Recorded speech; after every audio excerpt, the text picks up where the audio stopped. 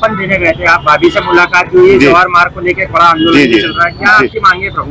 हमारी मांगे हैं कि जवाहर मार्ग पर टू व्हीलर का अनुमति दी जाए जल्दी से जल्दी, क्योंकि व्यापारियों को बहुत परेशानी हो रही है, व्यापार बहुत कमजोर हो गया है और दूसरी बहुत सारी समस्याएं भी आ रही है।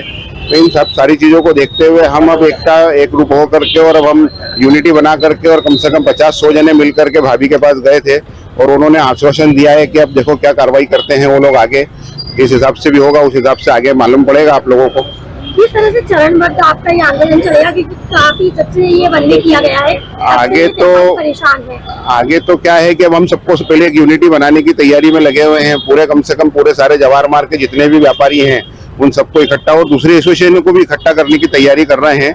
उन सबको एक साथ मिल करके और सब करते हैं और भाभी जी के पास जा रहे हैं, उनके पास अगर वो क्या रिपोर्ट करते हैं, क्या वो कार्रवाई करते हैं और किस हिसाब से हमारा साथ देते हैं उस हिसाब से मालूम पड़ेगा। तो फिर देखते हैं आगे और योगेश सलाड़िया आपसे ही आज से भाभी सर, टू व्हीलर अपन बंद करते हैं। टू व्हीलर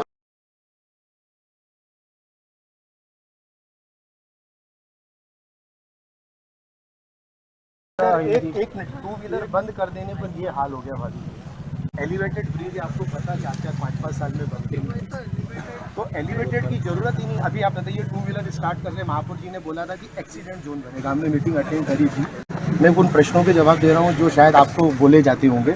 उन्होंने कहा था एक्सीडेंट जोन बन जाएगा, आपने फ़ोन लगाया, टू व्हीलर स्टार्ट कर दी है, चालान नहीं हुए।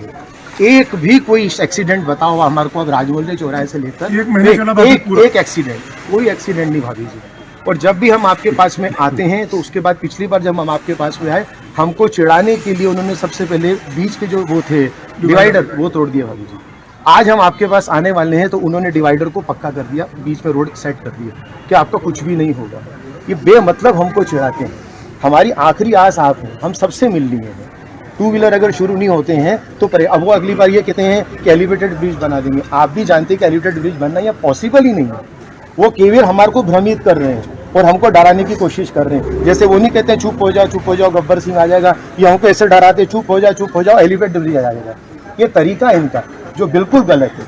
हम सब आपके पास पूरी आज से आए, टू व्हीलर केवल स्टार्ट कर दी थी, बाकी यथावत रहे, कोई प्रॉब्लम नहीं है। कोई भी एंगल से एलिवेटेड ब्रिज बन ही नहीं सकता। यहाँ पर 80 फुट का तो रोड है और बनाने जाएंगे तो कहीं कहीं जाके 60 फीट का हो गया, तो वापिस इसको खजूरी बाजार बनाएंगे। खजूरी बाजार 40 फीट चौड़ा कर दिया मैडम और उसको मंदे कर दिया, तो कोई सही नहीं है। बस आपसे हाथ जोड़ के निवेदन है, टू व्हीलर स्टार्ट करें।